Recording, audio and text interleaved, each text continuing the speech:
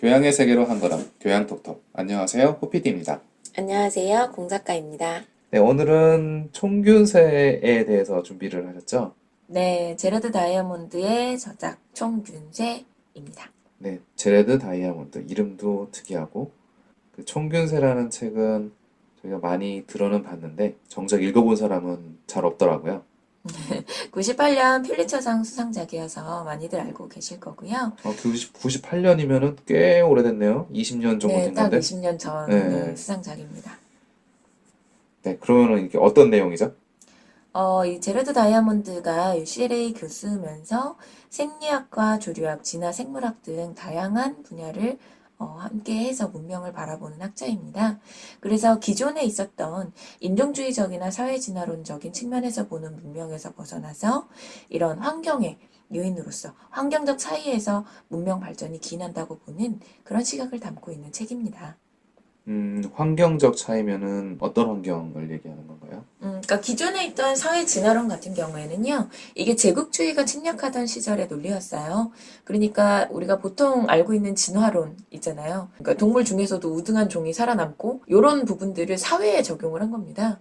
그래서 사회도 동물처럼 우등한 사회가 있고 열등한 사회가 있어서 우등한 사회가 열등한 사회를 지배하는 것은 당연하다라는 논리가 이제 제국주의가 식민지를 만드는 논리였죠. 그러니까 그것은 이제 인종적으로도 어느 인종은 우월하고 어느 인종은 이제 차별받아 마땅한 혹은 지배받아 음, 마땅한 인종이든지 이런 식으로 해서 설명이 많이 됐었는데요. 제르드 다이아몬드는 그런 인종이나 이런 부분에 있어서 차이가 나는 것이 아니라 환경에 적응하는 과정에서 그 문명이 발전해 나갔다라고 설명을 하는 그런 시각을 보여주는 것이죠. 인종에 따른 차이가 아니라, 예. 그 사람들이 처해져 있던 환경에 따라서, 네. 그러니까 어떤 사회가 발전을 했으면 그 민족이 생물학적으로 예를 들면 되게 우등해서 그 사람들이 되게 똑똑하고 그 사람들이 너무나도 멋진 사람들이라 발전했다.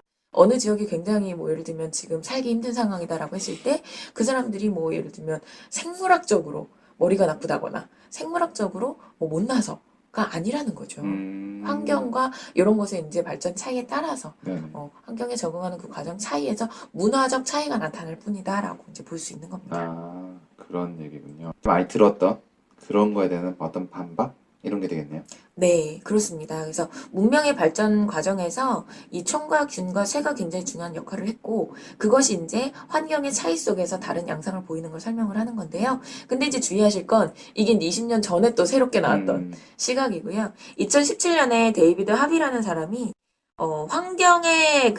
환경과 지리는 물리적 토대로서 변화하지 않는 게 아니라 항상 변하기 때문에 또 음, 다른 측면을 가질 수 있다라는 것. 그러니까 이 제너드 다이아몬드의 논리를 또 반박하는 그런 아, 신간이 2017년에 등장하기도 했습니다. 그러니까 제레드 다이아몬드가 이 글을 썼을 때는, 그러니까 환경이란 변수를 고정적으로 놔뒀다면은, 그렇죠. 음, 고정적인 그 변수 속에서 사람들이 이제 어떻게 적응해 가는가가 환경이 음, 다르니까 다르게 나타난다. 네네네. 이렇게 이제 봤던 거고요. 아, 이 데이비드 하비 같은 경우에는 물리적 토대로서 계속 고정되어 있는 게 아니기 때문에 계속 그 변하니까, 변화하는 모습 속에서 사회를 볼 수 있다. 그래서 이 사람 같은 경우에는 중국의 팽창을 그렇게 분석을 해냈다고 합니다. 뭐, 둘 다 말이 되네요. 그렇죠. 어, 나중에 이 데이비드 하비의 서적도 한번 어, 소개해드리도록 그러게요. 하겠습니다. 안 어렵나요, 이 책은? 아직 안 봤습니다. 아, 네. 그럼 보시고요. 네. 네, 그럼 이제 내용에서 흥미로웠던 부분들에 대해서 이제 하나씩 이제 가려고 하는데, 어떻게 순서가 총 균세 순서로 가는 건가요? 구성은 우선은 그렇게 돼 있긴 한데요. 제가 이 책이 사실 좀 두꺼움에도 불구하고 굉장히 재밌게 볼 수 있었던 이유는 이 책을 제가 접한 시기가 우리나라에서 메르스 파동이 굉장히 심각하던 시기에 몇 년 그게 전에 메르스 중국 터졌을 때. 낙타를 만나지 마라, 막 이런 얘기했던 어, 그 시절입니다. 그래서, 아니, 그게 왜 메르스라고 불리는지, 그리고 중동 지역에서의 어떤 그런 건데, 이게 이렇게 펼쳐나갈 때 정말 막 속수문 책으로 그게 굉장히 퍼져나갔잖아요. 이런 부분이 실제로 눈에 보이는 상황에서 이 음, 책을 읽으니까 네네. 이 균 부분, 아, 이 부분이 너무나도 흥미롭게 다가오더라고요. 아, 그래서 오늘 소개할 부분도 이제 그 부분에 좀 집중해서 소개를 할까 합니다. 그럼 균에 집중해서. 네. 네, 알겠습니다. 우선은 흥미로운 부분을 세 가지 정도를 조금 소개를 해볼까 하는데요. 네네. 가장 이제 메인이 되는 세균 부분은 조금 이따가 말씀을 네네. 드리고, 우리 역사의 이제 흐름 속에서 보자면, 우리가 이제 구석기, 신석기, 청동기, 그쵸. 철기, 뭐 이렇게 이제 네. 이야기하고요. 청동기 시기부터 보통 국가가 발전을 해 나가지 않습니까? 그래서 문명 음, 이야기도 그때부터 보통 이야기 나오는데요. 역사를 이제 가르치거나 할 때 보면, 농경을 시작하면서 정착 생활을 시작하게 되었다. 라는 부분을 이제 가르칠 때 네네. 구석기에서 신석기로 넘어가는 과정. 그래서 신석기 때는 농경이 시작된다. 그래서 정착생활이 시작된다라는 걸 음, 굉장히 당연하게 설명을 합니다. 그러니까 네네. 구석기의 특징은 이동생활, 신석기의 신석기는 특징은 농경. 농경의 시작, 그래서 아, 정착생활 이렇게 설명을 하는데요. 네. 이 제로 다이아몬드 같은 경우에는 그것도 그 지역 환경에 따른 인간의 선택이라고 봅니다. 어, 그래서 만약에 이제 예를 들면 어느 지역이 농경을 하지 않는 사회가 있다고 음, 치면 음, 우리가 이제 구석기에서 신석기로 넘어가는 게 너무 농경이 당연하다라고 생각을 해버린다면 농경을 하지 않는 이 부족 혹은 이 음. 사람들은 구석기에 머물러 있는 현명하지 못한 자들이 될 수 있잖아요. 그쵸. 그렇게 볼 수 있는 예, 거죠. 근데 제로스 다이몬드는 이렇게 보는 거예요. 그들이 현명하지 못해서가 아니라 농경의 메리트가 없었다는 거죠. 그 그들이 굳이 지역에서는, 농경을 할 필요가 없었기 음, 때문에 기존에 갖고 있던 채집과 수렵의 방식을 그대로 갖고 음, 있었다는 거죠. 하긴 그러나, 뭐, 네, 그러고 보면 뭐, 몽고도 사실은, 조금 다른 형태이긴 아, 그래요? 하지만, 아, 네. 네네네. 어쨌든, 네. 예. 근데 이제 분명한 것은 농경을 그러나 이제 하게 됐을 때 거기에서 파생되는 문명에 있어서의 장점은 분명히 있습니다. 그러니까 어떤 게 있죠? 수렵이나 채집을 네. 하게 되면 어떤 문명권을 발전시키기는 좀 힘들죠. 네. 그런데 이 농경을 했을 경우에는 정주 생활, 즉 이제 머무르는 생활을 하게 되니까 집단이 형성이 됩니다. 집단. 그리고 네. 인구 네. 밀집도가 높아지죠.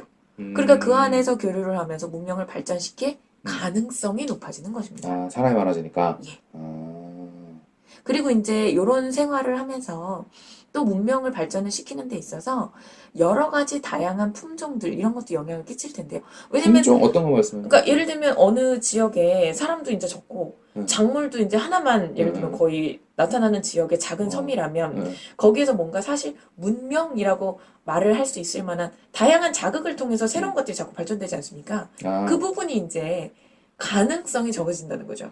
그러나 아, 이 다양한 품종들이 있다 보면 네. 그것을 만들고 그것을 하면서 여러 가지 발견도 있게 되고 그것을 통해서 생각도 더 많이 할 말 그대로 가능성이 높아지기 때문에 유라시아 대륙 같은 경우에는 네. 문명 발전에 유리했던 이유가 식물 품종이 굉장히 다양해서.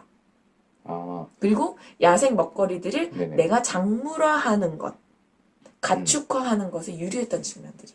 그 유라시아 대륙이 여러 가지 문명을 발전시키고 화려하게 발전시킬 수 있었던 그런 이유라고 보고 있습니다. 근데 저기 호주 지역도 있고, 예, 북미, 남미 지역도 있는데 왜 네. 유라시아 대륙이 유리했을까요?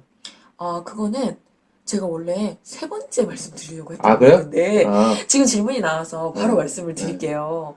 이게 저는 사실 보면서 좀 진짜로 흥미로웠던 부분 중에 하나인데요. 음, 우리가 세계지도의 네네. 모양을 떠올리면서 사실은 이건 보시면 굉장히 좋습니다. 음, 유라시아 대륙이라고 했을 때 이제 유럽, 아시아가 있는 우리 네네. 중간에 있는 그 네, 큰 대륙을 네. 이야기를 하는 건데요. 이게 지금 작물화라던가 가축화 여러 측면에서 문명 발전에 유리했다라고 이야기했는데 지금 호피디님이 잘 말씀해 주셨던 대로 대륙은 여러 대륙이 있습니다. 그쵸? 네, 근데 왜 음, 유라시아가 더 장점을 음, 갖느냐? 이것은 제로 다이아몬드의 이야기로는 문명 확산의 축이 다르다. 즉 뭐냐면 네, 아프리카랑 아메리카를 생각을 해보세요. 네. 어느 쪽으로 더 길쭉하죠?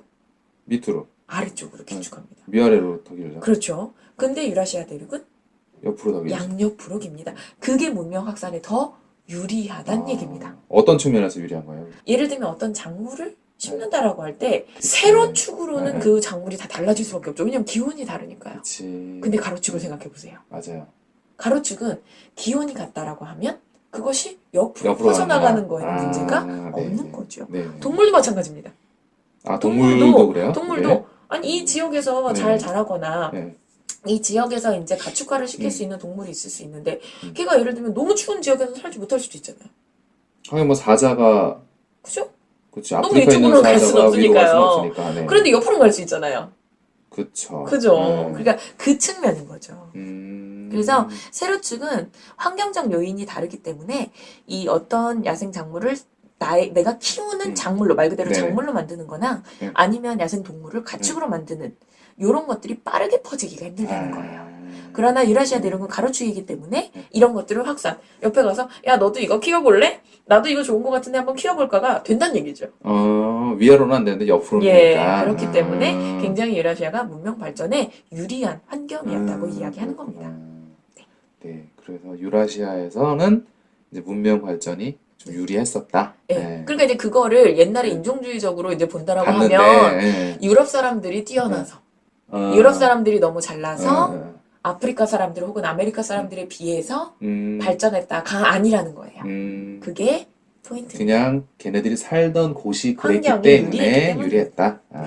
흥미로운 부분이죠. 재밌는 부분이네요, 이게. 네. 네, 그러면은 유라시아 대륙에서는 이제 문명 발전이 유리했었다. 예, 그게 이제 문명 확산의 축이었다. 이렇게 설명을 해주셨고요. 네, 그러면 그 다음은 이제 본격적으로 이제 세균에 대한 얘기가 되겠네요. 네, 세균에 대한 이야기를 한번 해보도록 하겠습니다. 네. 그 제목이 세균이 준 사악한 선물 이런 식으로 이제 소제목이 들어가는데요. 네. 이게 이제 그냥 균이 막 발전을 했다가 아니라 아까 그 이제 문명을 만드는 데 있어서 정주 생활을 하면서 야생 먹거리를 작물화, 네. 그러니까 우리가 키우는 걸로 만들고, 네네. 그다음에 야생 가축을, 네. 그다음에 그러니까 야생 동물을 가축화한다 이렇게 이야기를 아, 했었어요. 네네. 그 가축화를 하는 치명적인 대가가 네. 바로 균으로 나타난다는 얘기입니다. 동물한테 있는 세균이 예. 인간한테 전염되는. 예, 맞아요. 아, 그래서 이 책 보면 네. 우리가 이제 소위 알고 있는 여러 질병들 있잖아요. 네네. 이게 원래 이제 어떤 네. 동물한테서부터 왔는지 표도 나와 있어요. 아, 그런 것도 그래서 되게 놀라워요. 메르스가 그 낙타. 그렇죠. 뭐 예를 들면 그런 이런 거. 식으로 예, 해서 예, 뭐 광견병은 우리가 보통 보면 네. 그 개라고 생각하지만 뭐 너구리고 뭐 이런 거 예. 있잖아요. 네네네. 그러니까 그런 부분들이 이제 이야기가 나오는 거고요. 네. 그렇게 가축화를 하는 과정에서 이제 네. 균이 생기는 그 균이 이제 퍼져 나가는 부분이 생기는데 네. 그 가축화를 하는 환경에 있는 사람들은 어쨌든 그 균에 적응을 하면서 나아가겠죠? 살아나가겠죠? 그러니까 그 아니면 문명이 죽던가. 존속이 될 거 아니에요. 그러니까 응. 문명이 존속이 안 된다 그러면 이제 응. 거기에 다 죽은 굴복하면은 거고. 안 될 거고 응. 문명이 존속이 된다는 거는 살아남은 거기서 거고. 이제 이게 적응을 하면서 되는 응. 거잖아요. 근데 그 균을 응. 적응을 해서 내성이 있는 사람들이 이 사람들은 괜찮은데 다른 문명에 가서 그 균을 네. 전파를 할 때는 그 다른 문명 사람들은 그 균에 대한 내성이 없는 거죠. 아, 왜냐면 그 문명의 사람들은 네. 그 가축과 함께 살아가면서 네. 적응이 되어 왔던 것과 네. 전혀 다른 균이니까요. 그 스페인이 남미 정복할 때처럼. 네, 맞습니다. 그래서 이게 바로 문명과 문명의 충돌 네. 혹은 문명끼리의 어떤 교류에 있어서 굉장히 큰 영향을 주게 된다는 거죠. 그래서 유럽인들이 비유럽인들을 정복할 수 있었던 중요한 이유가 바로 네. 균에 네. 입각한 부분이 굉장히 컸다. 그리고 우리가 이제 아까 농업이 발생이 네. 되면서 사람들의 인구가 밀도가 높아진다고 했잖아요. 그렇죠. 그게 또 균 입장에서는 네. 이거를 대중적으로 내가 퍼뜨릴 수 있는 그치, 사람들이 그치. 모여 살고 있지 네. 않으면요. 그렇게 넘어갈 곳이 많지. 질병이 네. 많이 넘어갈 곳이 없어요. 음. 근데 사람들이 모여 있고 있기 때문에. 그래서 이런 대중성 네네. 질병들이 네. 존속 혹은 아. 진화될 수 있는 환경이 만들어지는 겁니다.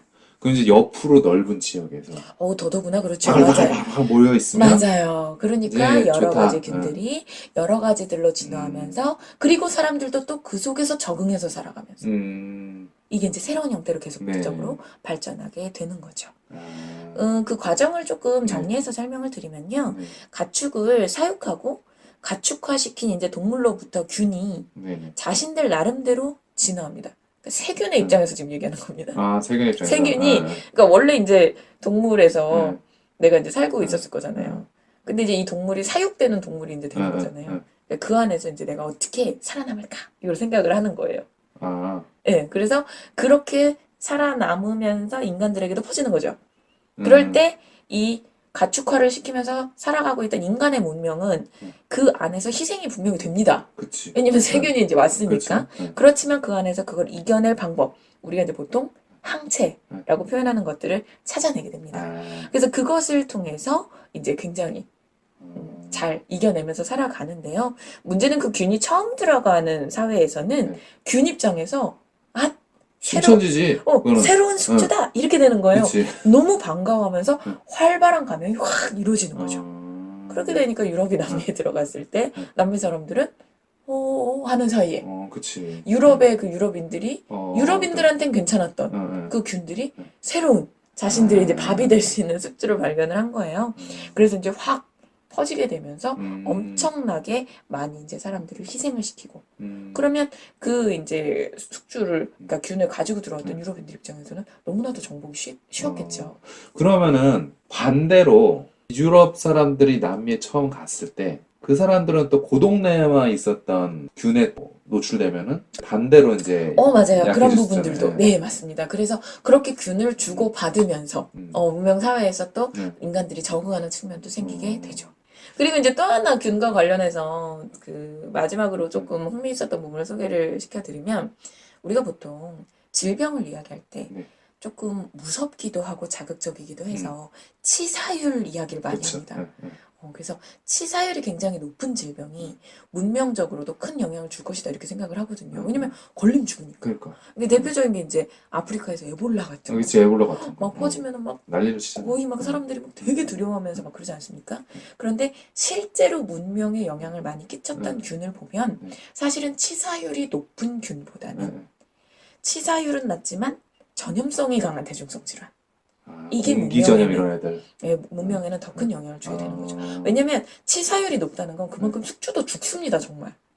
그러니까 이 균 입장에서 정말 많이 퍼지기에는 이게 한계가 있잖아요. 그러네. 그러니까 정말 문명적으로다가 어느 지역을 갖다가 정말 초토화시키면서 얘가 퍼질 수까지는 없는 상황이 사실은 되죠. 그렇기 때문에 아까 뭐 이제 스페인 독감이라던가 우리 1910년대 정도에 독감이 세계적으로 엄청났는데요. 우리나라의 신문을 봐도 일제강점기 때인데 신문을 봐도 나올 정도입니다. 이 독감에 대한 스페인 독감에 대한 그 기사가요. 그러니까 그 정도의 전 세계적으로 영향을 주면서 뭔가 문명에 영향을 줄 수 있을 만한 것은 사실은 치사율이 높은 것보다는 우리가 보통 중요하지 않다라고 생각하는 그런 질병들이 오히려 그런 영향을 줄 수 있는 부분이 많다는 것도 흥미로운 부분이죠. 그러고 보니까 예전에 했던 게임 중에서 팬데믹이라는 게임이 있었어요. 그러니까 세균의 입장에서 세계를 정복하는 게임인데 그렇죠. 거기서 이제 레벨업을 하면서 가장 먼저 하는 게 그래서 전염이 잘 돼가지고 공기 전염, 그다음에 뭐 수인성 전염. 예, 맞아요. 이게 그거고 겉으로 드러나는 건 나중에 했어요. 네, 이게 뭐 잠복기가 길고. 네, 맞아요. 공기 전염이 먼저 이걸 먼저 해야 일단 전염시켜놓고 나중에 발병. 이걸로 갔던 게 기억이 나요. 같은 그 내용이네요. 네, 맞습니다. 그래서 이 지금 책 같은 경우에는 지금 제가 말씀드린 부분뿐만 아니라 이 아까 야생의 것들을 작물화시키고 가축화시키고 이 부분도 나름 보면 좀 약간 귀여운 약간 그런 측면이 있어요. 그러니까 그 식물이나 이런 사람들이 그러니까 그런 생물들 입장에서 내가 어떻게 하면 진화할 수 있을까를 고민하는 걸 풀어놓습니다. 그래서 우리가 볼 때는 걔네들이 돌연변이인 것이 돌연변이였기 때문에 살아남아서 작물화된 경우가 있고요. 돌연변이라서. 네, 원래 그 종에서는 그렇지가 않았는데. 그게 원래가 아닌데 돌연변이로 걔가 변이가 된 상태여서 우리와 살기에 더 적합했던 거죠.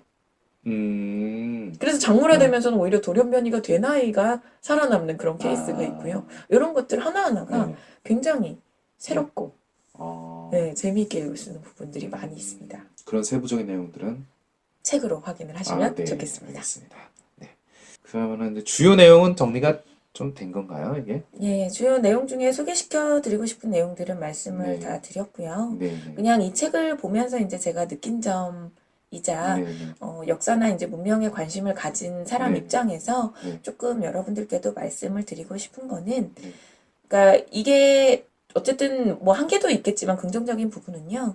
편견을 갖지 않고 나와 다른 존재의 선택이 이게 이제 어쨌든 문명이 선택을 다르게 했기 때문에 지금 이렇게 문명의 발전에 차이가 생기는 거니까요. 그게 이제 그의 열등함의 결과라기보다는 환경적 차이일 수도 있다. 그러니까 능동성을 배제하자는 건 아니에요. 그런 선택을 했다는 것 자체가 능동적인 선택이니까. 그렇지만 그 능동성의 인정, 능동적이었고 능동적이지 않았고의 선택이 미개함의 기준이 되면 그거는 안 될 거다. 음, 제국주의가 가졌던 시각과 네네. 똑같을 수 있기 때문에 음, 우리도 은연중에 네네. 그런 차별 네네. 혹은 생각을 갖고 많죠. 있진 않았나 그런 것들을 한번 반성도 해보고요. 새롭게 조금 시야를 넓히는 측면에서 네네. 읽어볼 수 있으면 좋겠습니다. 아, 네. 네. 그 총하고 이제 쇠에 대한 부분도 있긴 할 텐데, 우선 오늘은 예. 균에 집중해서 예. 이제 내용을 좀 전해드렸고요. 다음에도 다른 주제로 또 네. 만나 뵙도록 하겠습니다. 네. 네. 교양의 세계로 한 걸음, 교양톡톡. 지금까지 호피디 공 작가였습니다. 함께 해주셔서 감사합니다.